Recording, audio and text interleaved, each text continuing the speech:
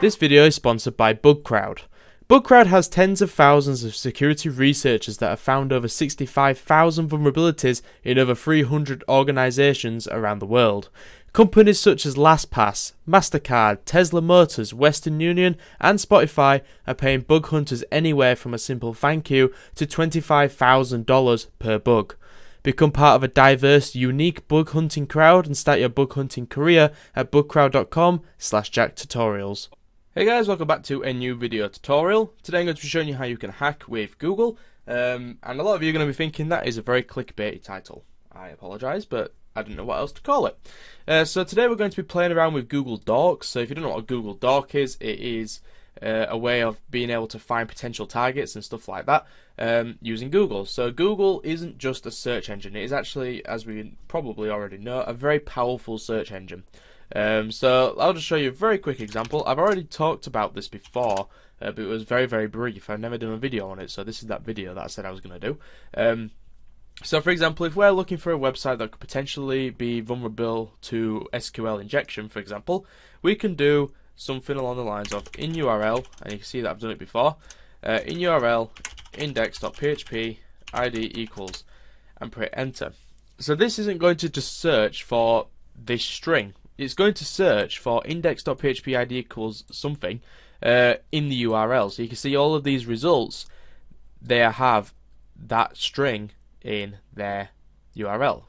So these are all brought back from Google. So you don't necessarily have to search for a term. You can search for a specific term in a specific place, if that makes sense. And then all of these results will all be in a similar format. So index.php id equals 66, for example. And then you could go on that website and you could start looking for vulnerabilities. So that is an example of the in URL doc. So we call these Google Docs.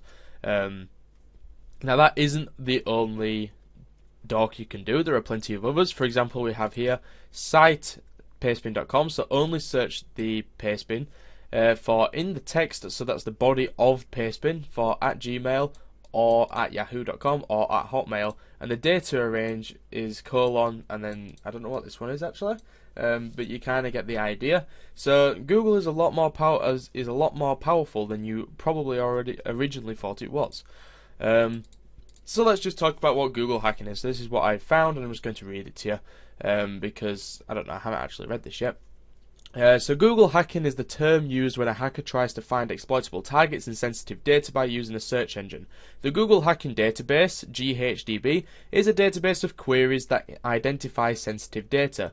Although Google blocks some of the better known Google hacking queries, nothing stops a hacker from crawling your site and launching the Google Hacking Database queries directly onto crawled content. So for more information on Google hacking, it can be found here. I'll leave a link to this article and the other article in the description below. So I'll show you what the Google Hacking Database is. If you go to exploit-db.com, click on the Google Hacking Database, and you're there. This is the Google Hacking Database. So like ExploitDB is, you can submit your own docs. You can also search docs for specific categories. So you've got footholds, files containing usernames, sensitive directories, web server detection, etc. And you also have these categories down here, so you can just browse all of the docs that happen to be, within this certain category. So for example, files containing usernames, files containing passwords and stuff like that. So let's just see an example of this. So if we click on error messages, so you can see there's 94 in the error messages category, and you have a table here that has all of the categories. Has all of the docs and the date that they were added. So for example, this one was added on the 16th of August 2016, and if you click on it, it'll say the exploit title, so Google Doc to discover OS warnings, the URL, so in URL index of driver.php id equals something, and the author who posted it. So if we just go ahead and click on this link, you can see Google will actually flag this message up for whatever reason. You can see my IP address is on display, so I need to obviously blank that out, so I must not forget to do that. So if I just put in the little verification here, you can see all the results are all warning messages. So if we go to page 6, they're all warning messages. These potentially could give off way more information than they probably should. So you can see there is an unknown column header in field list. SQL select new URL. So you can see we actually got a column. We actually got a field list column database. I think it's database. So this is an example of the Google Docs on an actual live website. So it's giving off more information than it probably should. So let's just go to the previous here. You have another one here, which is in URL expects parameter 1 to be a resource boolean given. So we can just go ahead and click that, and we will get. This one isn't as good because it can bring up things like W3 schools, but if we open this, you can see we have a lot of errors here for this particular website.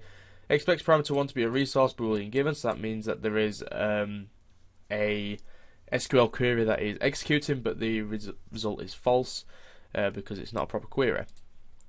So let's just go back. So I'll show you some other examples as well. So let's go to the files containing passwords. These are Google Docs that may contain passwords. So for example, let's have a look. We've got one submitted on the 21st of September. So if we click it, it says this doc often results in backed up database.sql files which contain WordPress usernames and passwords. Obviously a very vulnerable thing to have, your database backup to actually be able to be downloaded. So if we just click on this link and we click on this, you can see we have a database.sql file that we can click, and there you go, we've got all the information. So this information is obviously going to be very dangerous to just have out where Google can easily see it. So this .sql file is a way of making it so you can rebuild your database after you delete it by accident or whatever. No one deletes a database by accident, but you get the idea. It's so you can rebuild your database. So these will be current. This is the current database, and I could open this in. Have I got Heidi? Yeah, I do. So let's just go ahead and we'll download that. So we'll go back. We'll right click that, save link as, and we'll save it to the desktop as database.sql. Quite a big database because it's essentially downloading someone's entire website. Actually, this is probably a bad idea to show on Google. Oh well, fuck it. I want to show you guys. So this is Heidi SQL, which is just an SQL browser. Actually, I'm not going to show you that, guys, because it's a live website. It'd be silly of me to do so. So that is an example as well of a Google search. Let's just put this in. A Google search that actually returns passwords and potentially, username passwords and stuff like that. So that one has an internal server error, so it's no good, and so does that one. This one does not, and that's a different website. You can just see how kind of bad this is. You get the idea. So let's go back again, and we'll have a look at something else. So let's have a look at files containing usernames. So this can be used for, word lists and things like that, if you were trying to brute force accounts. So if you click on this one, there we go. So this hasn't got much information on it, but it was submitted on the 22nd of April 2013. And we click on this, and let's see what kind of results we get. So we didn't get any results with that, unfortunately. But what that actually is trying to do is look for. So if you remember from my it was the command remote code execution video. It's looking for anything. He's looking for websites that have for some reason displaying the passwd file, which is basically the username structure for Linux, and contains all the path and stuff like that. So that is probably what that one's doing, but obviously it's not working. So you need to be also aware that Google will, as you've been seeing with me, trying to block crawlers. So a lot of these tools back in the day, Google have really kind of clamped down on it, but they're not going to get rid of the functionality because it's really useful. But it also, what's the word? There used to be automated ways of doing this. So SQL Map or Uniscan used to be able to build docs together, big lists of websites that could be vulnerable to SQL injection. But obviously they don't really work too much anymore because of the bot defense that Google have put in place. So this is another cool one. So this one is the PHP version. So this will find pages containing information about the PHP installation and is useful for reconnaissance. So if you click on that, you can see that all these websites are displaying the PHP info. So for example, this one is on Linux.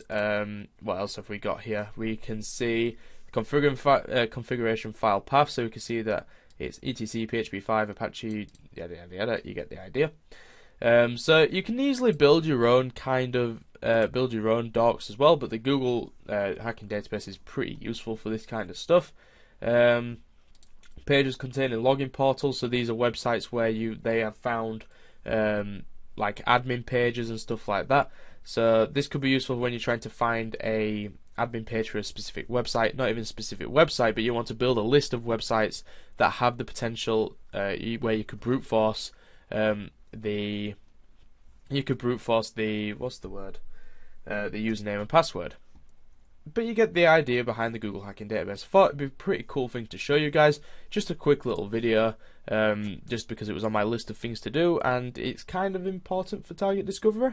It's a pretty good way to target discovery anyway, and you can build some giant lists with it. But yeah, have a play around with it. The URL is exploit-db.com/Google hacking database, and I'll leave a link to it in the description as well. But that's what it looks like. It's free to use. And there's plenty of stuff for you to play around with, and people are still actively posting on it, because this was posted on the 4th of November 2016, and that will give you the HTTP file server with open access. But yeah, that's the end of this video tutorial. I hope you enjoyed it. Go ahead and like the video if you did, and also share the video with people you think will also enjoy it. Also, if you haven't already, subscribe to the channel. I upload videos every Monday, every Wednesday, and every Saturday. And yeah, so follow me on Twitter as well. That is @Jack1337. Like me on Facebook. That is Jack Tutorials, and also follow me on Twitch. That is Jack1337. And thank you very much for watching, and I shall see you again in the next one.